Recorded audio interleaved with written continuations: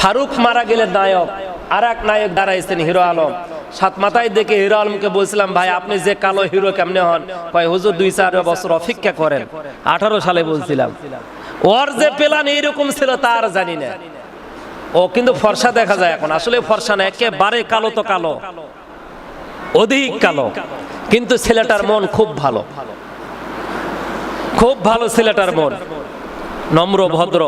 যেহেতু গান বাজনা করে মিডিয়ার জগতে জনপ্রিয়তা অর্জন করেছে বিধায় তাকে সাপোর্টও করা যায় না, কিন্তু তার একটি বিষয় সাপোর্ট করা যায়, ছেলেটা নম্রর দিক দিয়া, ভদ্রর দিক দিয়া, যেহেতু জিয়াউর রহমান এলাকার ছেলে তো খুব ভালো, খুব নম্র। আল্লাহ পাক তার সম্মান ইজ্জত বাড়ায় দেখ। নাটক ফাটক গান বাজনা সব ছেড়ে দিয়ে জাতির কল্যাণে, জাতির জন্য তাকে সেবক বানিয়ে দেখ। উচ্চ আওয়াজে বলুন আল্লাহুম্মা আমিন। বগুড়ায় ক্যারেসেরা নিয়েছেন, ঢাকায় ক্যারেসেরা নিতে পারবেন না, কারণ ঢাকার ভোটগুলো সম্ভবত সঠিক হয়। ঢাকার ভোটগুলো যেহেতু মিডিয়া কর্মীরা বেশি থাকে, এখানে তল সাপোর্ট করতে পারবেন না। তারপরও বলা যাচ্ছে না হিরো আলম সাহেব আসতে পারবেন কিনা, কিন্তু জনপ্রিয় দিক থেকে অনেক দূর এগিয়ে আছে হিরো আলম। সম্মানিত ভাইয়েরা, প্রিয় উপস্থিতি, আসুন হিরো আলমকে নিয়ে নয়, ইব্রাহিম আলাইহিস সালামকে আগুনে জ্বালানোর জন্য, পোড়ানোর জন্য এলাকার লোকজনকে বললেন, তোমাদের যদি কারো কোনো অসুবিধা থাকে। কি অসুবিধা? কি অসুবিধা? এই যে বাচ্চা হয় না, মা বোনেরা যারা বাহির থেকে শুনতে পাচ্ছেন, আছে না, তোমাদের যাদের বাচ্চা হয় না, নমরুদের যারা হুজুর ছিল, হুজুর এখনো কিছু হুজুর ফতুয়া দিচ্ছে অনলাইনে, মার খাওয়ার পরেও নতুন করে ফতুয়া দিচ্ছে। সম্মানিত ভাইরা, ফতুয়া দিলেন যাদের বাচ্চা হয় না, ওই সমস্ত মেয়েরা তোমরা নিয়ত করতে পারো। কি নিয়ত? তোমাদের নিয়তটা হবে এই কুলাঙ্গারকে জ্বালানোর জন্য, এই দেশদ্রোহী, এই যুদ্ধাপরাধীদেরকে জ্বালানোর জন্য যদি তোমরা 1 মণ করে খড়ি দিতে পারো, 1 মণ করে তোমরা জ্বালানি দিতে পারো, তোমরা যদি কয়লা দিতে পারো, সামনের বছর দেখতে পাবা এই কুলাঙ্গারকে জ্বালানোর পরে এ ভৎস হয়ে যাবে। আমাদের প্রভুর দয়াতে, আমাদের দেবদেবীর দয়াতে তোমাদের পেটে বাচ্চা চলে আসবে। কন্যা নাউজুবিল্লাহ। এটা তারা প্ল্যান করলেন। এতটুকুই নয়, নমরুদের যারা ঠাকুর মশাই ছিলেন, এলাকার লোকজনকে বললেন, তোমাদের যাদের মির্কি ব্যারাম রয়েছে, মির্কি ব্যারাম ওলারা, তোমরা কি করো, এ জায়গায় খড়ি দাও, কয়লা দাও, 1 মণ 1.5 মণ 2 মণ করে, অবশ্যই তোমাদের মির্কি ব্যারাম ভালো হয়ে যাবে। তোমাদের যাদের স্বামী স্ত্রীর বনিবনা তো নাই, মিল মহব্বত নাই, এমন যদি কোনো ফ্যামিলি থাকে, এ জায়গায় তোমরা খড়ি দাও, কয়লা দাও। এমনকি যদি কারো সন্তানের বুদ্ধি জ্ঞান বিবেক না থাকে, পরামনে না থাকে, এই সমস্ত বাবা মা এই জায়গায় কি করো, খড়ি দান করো, এ জায়গায় কিছু কয়লা দান করো। সর্বশেষ কথাটা বলার সঙ্গে সঙ্গে দলমত নির্বিশেষে আপামর জনতা সবাই খড়ি দেওয়ার জন্য, কয়লা দেওয়ার জন্য রেডি হয়ে গেল। সর্বশেষ যেই কথাটা বলেছিল, এই বিষয়টা নিয়ে সারা বাংলাদেশের মানুষেরা পাগল, আমি তো নিজেও পাগল।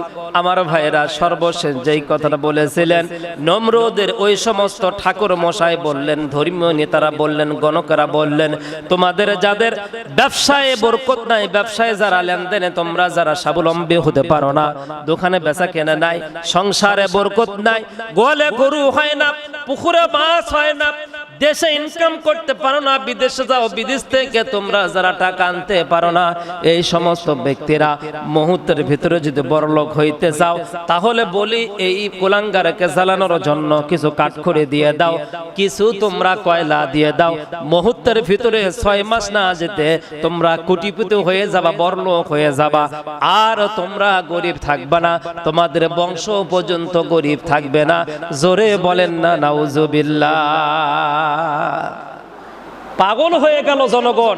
আরে কার নাই পেটে ব্যথা, কার না আসে সন্তানের আশা, জীবনে যে বাবা মা ডাক শোনে নাই, তার কলিজাটা কতটুকু যে মানে হাউপাউ করে, কতটুকু যে হাহাকার হয়ে আছে, মরুভূমির মতো হয়ে আছে। আব্বা ডাক শুনবো, আম্মা ডাক শুনবো, পেটের ব্যথা, মাথার ব্যথা, এরপরে কিডনিতে পাথর হওয়া, যত ধরনের রোগ আছে সব রোগের কথা সিরিয়াল করে বলছে। সর্বশেষ এসে বলছে অর্থনৈতিক ভাবে যদি তোমরা স্বাবলম্বী হতে চাও, কিসে? অর্থনৈতিক ভাবে। ভাই সাউন্ড গত জুমার মতো হচ্ছে না। অর্থনৈতিক ভাবে যদি স্বাবলম্বী হতে চাও তাহলে দেরি না করে তাড়াতাড়ি তোমরা দৌড়াও।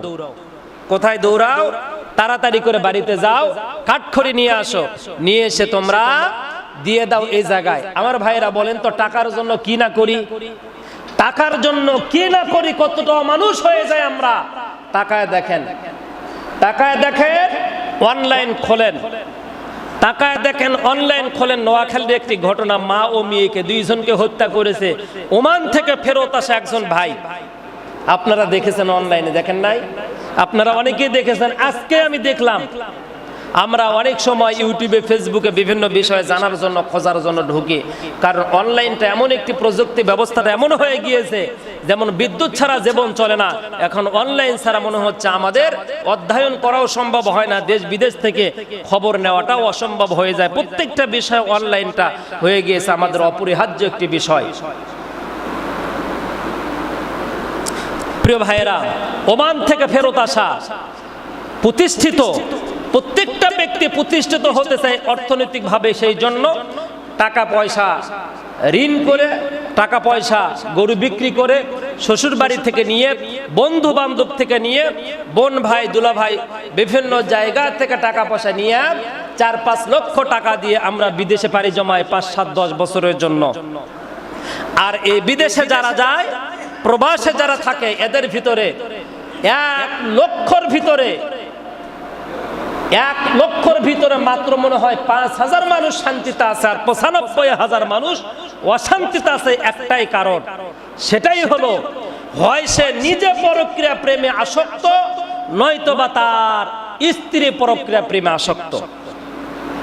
নোয়াখালীতে যিনি ফেরত আসলেন ওমান থেকে, পরক্রিয়া প্রেমে আসক্ত হয়েছে, মেয়েটা লোভ দিয়েছে, আসার পরে 2-4টা কথা বললেন, বলার পরে যখন চাপ দিলেন টাকা দাও, উনি বলছেন তোমাকে টাকা দিব, তুমি দেশে আসো। উনি টাকার লোভ দিয়ে দেশে আনছে। আসার পরে মিডিয়া, পুলিশ যতটুকু বললেন, টাকা দেওয়ার জন্য নিয়ে আসছে বিদেশ থেকে, কিন্তু এই টাকা দেওয়ার কথা বলে বিদেশ থেকে নিয়ে আসলেন। নিয়ে আসার পরে কিসের কি টাকা দেওয়া, বলছে আমি তোমাকে টাকা দিব না, বেশি কথা বললে পুলিশকে ডাক দিব। তখন এই ব্যক্তিটা লক্ষ লক্ষ টাকা ব্যয় করে বিদেশে চলে গিয়েছে। এখন ঋণ কেমনে পরিশোধ করবে, কিভাবে মানুষের কাছে মুখ দেখাবে, বাড়িতে যাবে কিভাবে, বিধায় মানে তার ব্রেন কাজ করে নাই, একেবারে মেন্টালিটি প্রবলেম হয়ে গিয়েছে। তৎক্ষণাৎ দ্রুত সিদ্ধান্ত নিয়ে তাকে চাকু দিয়ে আঘাত করেছে।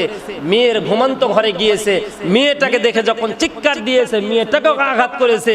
মেয়ে আর মা দুজনকে একসাথে দুনিয়া থেকে বিদায় করে দিল, শুধু অর্থের কারণে, শুধু টাকার কারণে, অল্প সময় শুধু একটু ভুলের ভিতরে থাকার জন্য। প্রিয় ভাইয়েরা, এই জন্যই বলি 3টা জিনিস মানুষকে কখনো শান্তি দেয় না। 1 নাম্বার, পরক্রিয়া প্রেমকারী যারা, তারা কখনো শান্তি থাকতে পারে না। 2 নাম্বার, অবৈধ পন্থায় যারা ইনকাম করে, তাদের কখনো শান্তি থাকতে পারে না। 3 নাম্বার, মানুষের উপরে যারা জুলুম করে, তারা কখনো শান্তিতে থাকতে পারে না। রাষ্ট্রপতিও যদি হয়, তার ভিতরে অশান্তি ছাড়া আর শান্তির কোনো বাণী শোনা যায় না। কথা বলেন ঠিক কিনা? সম্মানিত হাজিরিন ইকরাম, এই জন্য প্রবাসী ভাইদেরকে বলবো, সাবধান হয়ে যায়, সাবধান, খবরদার। বিদেশে গিয়েছেন আপনারা, মুসাফির, আল্লাহ পাকের কাছে যে দোয়া করবেন, আল্লাহ আপনার দোয়া কবুল করে নেবে। আপনার স্ত্রী ওই অবস্থায় থাকে মাজলুম, যেহেতু স্বামী ছাড়া একটা মেয়ে থাকে মাজলুম, এই সময় মেয়েটা যেই দোয়া করবে, আপনার স্ত্রী যেই দোয়া করবে, ওই দোয়াটা আল্লাহর দরবারে কবুল হয়ে যাবে। দেশে কামাই করতেছিলেন দিনে 500, বিদেশে গিয়ে আপনি 2000 3000 টাকা ইনকাম করেন, টাকা পকেটে আসলে মাথা গরম হয়ে যায়, ঠিক থাকে না। সারা রাত তিনি মোবাইল ফোনে কথা বলে বিভিন্ন নারীদের সাথে, ইমোতে, বিভিন্ন জায়গায়। এই জন্য প্রবাসে যারা যায় তারা অধিকাংশ যুবকেরা তারা প্রেমে আসক্ত হয়, আর প্রেমে আসক্ত হয়ে 5 বছর 10 বছর পরে দেশে যখন আসে শুধু হাত আর পা ছাড়া অন্য কোনো কিছু নিয়ে আসতে পারে না। আর যারা পরক্রিয়া প্রেমে আসক্ত হয় না, অন্য মেয়েদের সাথে যারা ডেটিং করে না, নিজের বৈধ স্ত্রীর সাথে সুসম্পর্ক যারা রাখে, ওরা দেখবেন বড় বড় বিল্ডিং বানাচ্ছে, ছেলে মেয়েকে বিবাহ শাদী দিচ্ছে, লেখাপড়া করতেছে করাচ্ছে, এবং বড় বড় দোকানদারি বিভিন্ন মার্কেট কেনাকাটা নিয়ে তারা প্রতিষ্ঠিত হচ্ছে। দেশে আসার পরে গরু পালা, মুরগি পালা, অথবা দেশে আসার পরে মাছ লালন পালন করে তারা প্রতিষ্ঠিত হয়। কথা বলেন ঠিক কিনা আমার ভাইয়েরা? এই লোকটা দেওয়া হলো নমরুদের এলাকার লোকজনকে, তোমরা যদি প্রতিষ্ঠিত হতে চাও